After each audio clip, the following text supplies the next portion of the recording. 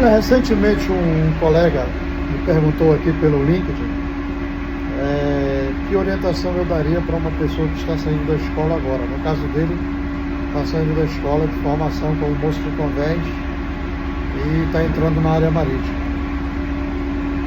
Olha, eu hoje diria para a pessoa que está iniciando a carreira, que se eu fosse iniciar a carreira hoje, com a experiência que tenho, né, eu hoje procuraria me certificar tanto para a indústria offshore quanto para a indústria de navegação. O que é que eu chamo de indústria de navegação? Tudo é marinha mercante. Eu me certificaria para trabalhar no longo curso, na navegação fluvial e na navegação de cabotagem, que são os mesmos cursos, para quem está fazendo para moço de convés, que é o primeiro grupo, né? Isso não se aplica aos fluviários, que é o pessoal do segundo grupo. Estou falando especificamente dos marítimos. Então, me especializaria nessa área de navegação, longo curso, fluvial e cabotagem, com os meus certificados STCW. Os principais, neste caso, são o certificado de formação, STCW 1034, o TUTBS-1, o bote de resgate e o de baleeira. E se possível for um combate a incêndio avançado, mas isso aí você só vai conseguir com o tempo, né? Porque exige um tempo para isso. Enfim, para entrar na indústria offshore, aí você já vai mexer com outras situações, né? Principalmente com navios estrangeiros. A indústria offshore hoje está tendo muita oportunidade, mas ela exige que o tripulante, seja ele de máquina ou de convés, fale inglês. Tenha pelo menos um inglês aí intermediário para desenvolver uma conversação, compreender o inglês técnico de bordo, porque a Marinha ela tem o inglês dela próprio, de bordo, que é um inglês técnico offshore. E também ter conhecimento das operações e os cursos específicos. Esses cursos específicos, eles são o BOCET, é o CBSP. Eu aconselho você fazer o BOCET. Por quê? Porque ele é um curso reconhecido pela UPITO, que é uma organização internacional, que faz o endosso dessa certificação que é válida em todo o mundo. Certo? Só aí você já ganhou um ponto.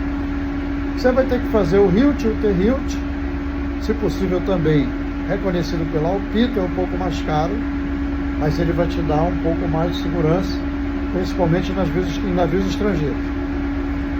E as NRs, né?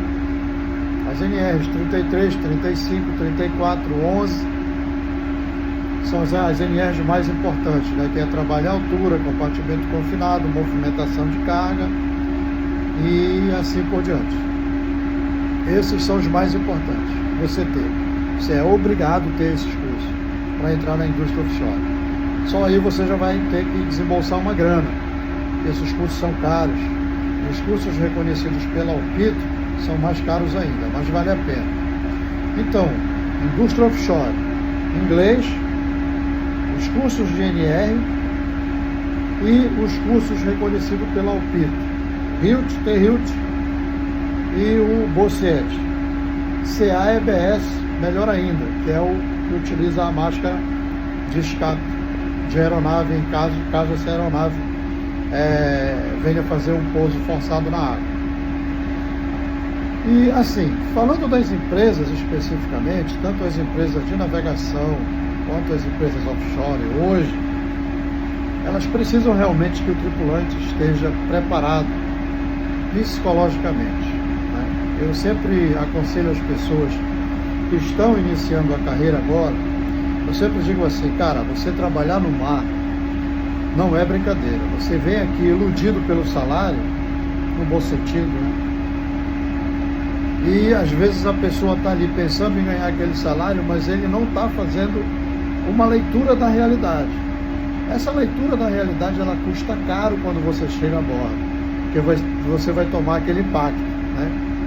Eu vou te contar uma breve história minha aqui. Quando eu comecei a trabalhar na indústria offshore, eu fui para um barco de manuseio de âncora. Eu falava bem pouco inglês na época, bom dia, boa tarde, boa noite. Era o inglês que eu tinha, infelizmente. Mas eu sempre fui esforçado, né? E eu precisei fazer um trabalho que o mestre havia me pedido, eu não tinha entendido nada, e cheguei com um colega meu, eu sempre conto essa história, um colega meu que era brasileiro, e eu achava que era meu colega, e falei para ele, porra, cara, o mestre me deu uma ordem, eu não entendi nada, só disse ok, fiquei com vergonha, e queria que tu fosse lá conversar com ele, me ajudasse aí, que eu não... Ele virou-se para mim e disse assim, porra, cara, eu me admiro muito, é de uma empresa contratar você como marinheiro, sem você saber uma conversação em inglês, sem você entender, ele falou assim mesmo, com essas palavras, sem você entender porra nenhuma do que está acontecendo. Eu tinha muita experiência com manobras, manutenção, reparos, mas eu não tinha inglês. Aí eu fiquei triste, e ele disse assim para mim, eu não vou te ajudar, eu não sou teu pai nem tua mãe para te ajudar não, te vira para lá. Essa foi a palavra dele para mim. Eu fiquei triste, confesso a vocês que eu fui para trás de um container que estava ali cheio de ferramentas, e ali as lágrimas foram bem dolorosas para mim. Por uns 5, 10 minutos eu fiquei ali, eu não esperava isso de um colega brasileiro, né? Aí me retirei dali, refiz ali a respiração e fui bater no camarote de um outro colega que eu sabia que ele ainda não estava dormindo, era fluente em inglês. Expliquei a situação para ele, ele ficou chateado com o colega, eu também pedi para ele tirar por menos. Foi lá, conversou com o mestre, me repassou a faxina, e depois desse episódio eu pensei comigo, eu vou estudar inglês e eu vou aprender essa língua. Eu já falava espanhol, já falava muito bem espanhol, porque meu início de carreira foi em navio de cruzeiro. Então, como era cruzeiros ali pela Amazônia, a gente trabalhava com muito boliviano, colombiano, argentino, chileno, tinha espanhóis também, valenciano. Eu tive os primeiros contatos com o idioma valenciano no navio de cruzeiro e aprendi a língua valenciana também, que é uma variante ali do catalão. Fica muito semelhante ali com o latim, o catalão e o italiano e o espanhol juntos. É uma língua muito bonita, por sinal. Só é falada ali na região de Valência, ali naquela região próxima ali de Valência, Alicante, que compõe ali o país espanhol. E vim ter um contato com o inglês já depois de 35 anos. Eu tinha acho que uns 38 anos quando aconteceu esse episódio, ou um pouco menos. E aprendi o inglês. Então, o que eu falo para vocês, aprendam o inglês. A indústria offshore hoje e a navegação, se vocês quiserem um salário melhor, se vocês quiserem que o suor de vocês, o sacrifício e a pressão que você passa em cima de uma embarcação vale a pena para você, estude inglês, tenha todas as suas certificações, prepare muito bem o seu psicológico, porque você vai encontrar, vou te falar a verdade, não estou te mentindo, tenho mais de 20 anos na área marítima, já trabalhei na área fluvial, cabotagem, longo curso, estou na indústria offshore há alguns anos, já fiz muitos contratos internacionais, já estive morando em outro país, no Paraguai, morei 2 anos e meio no Paraguai, trabalhando na área fluvial, transportando carga para o Uruguai, Brasil e Argentina, através ali do Rio Paraná também, e conheço muito bem como é que funciona o tratamento, infelizmente, o comportamento de algumas pessoas a bordo, seja gringo, seja brasileiro, infelizmente. E você vai encontrar muito brasileiro complicado a bordo. Os maiores perrengues que eu passei a bordo, por incrível que pareça, foram com o pessoal de nacionalidade brasileira. Enfim, isso é uma questão cultural, isso aí vai alongar muito o vídeo. Então se preparem o psicológico, vocês não sabem o que vão encontrar. Estejam dispostos a fazer bem o trabalho de vocês. Estejam dispostos a passar necessidades, principalmente a bordo de alguns navios estrangeiros, porque tem alguns navios que eles têm dificuldade em se adaptar com a nossa legislação brasileira. Esses navios, alguns navios estrangeiros que estão trabalhando no Brasil têm problema com comida, com água, com higiene, tem problema com escala, às vezes você não desembarca na data, né?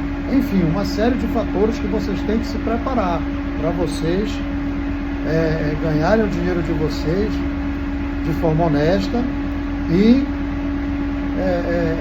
superando situações que não são fáceis e não é qualquer pessoa que está disposta a passar, certo? Então, depois eu venho com outros vídeos explicando mais algumas outras coisas sobre certificação para navio gazeiro, para navio químico, para navio petroleiro, que é outra história, certo? Mas, por enquanto, eu vou lhe dar essas informações, beleza? Um forte abraço, um bom estudo para vocês que estão saindo agora da escola, e qualquer coisa pode mandar mensagem para mim aqui no privado que a gente vai conversando, beleza? Abração aí, gente, bons ventos.